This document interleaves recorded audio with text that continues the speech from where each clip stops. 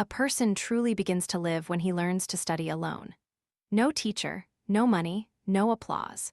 In a world where everything appears shiny and packaged, have you ever wondered what learning is, if not the way we quietly rebuild ourselves from fragmented pieces?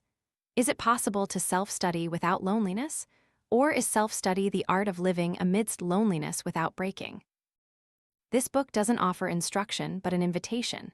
It doesn't place you in the position of someone who needs to be taught, but invites you to become someone who reflects. I will tell you in the first person, taking responsibility for every experience recounted, without hiding behind neutral structures or cold arguments. This is the voice of a human full of doubts, full of a desire to understand, and learning how to stand tall in this chaotic world. So, if you're still grappling with the questions of what to learn, how to learn, and why, then perhaps the journey I am about to tell will not provide answers. But it might help you reframe those questions in a way that makes you no longer rush to find immediate solutions. Many years ago, I used to ask myself, what kind of person is truly educated? Not a textbook question, but a genuine frustration amidst a society full of people who bore the title of intellectual. I saw many mistakenly believe that learning is accumulation. The more knowledge one gathers, the more books one remembers, the more educated one is. But that is a trap. I call it parrot learning.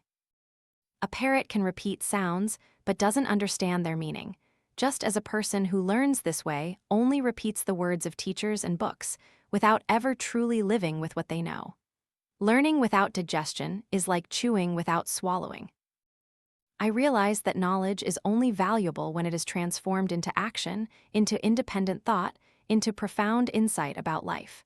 And to achieve that, the learner must live slowly, must dare to confront the emptiness within themselves. My father once simply said, "Forgetting means you've truly tasted it." That phrase has stayed with me my whole life, because it was true. Afterward, in the exam room, my answers came naturally. Knowledge flowed out like water from a deep well, not forced by memory, but absorbed into my very being. Because of this, I gradually understood that a truly educated person is not someone who displays wisdom through words, but someone who radiates understanding through their way of life, their observations, and their ability to be silent when necessary. They live in understanding, not to show that they understand.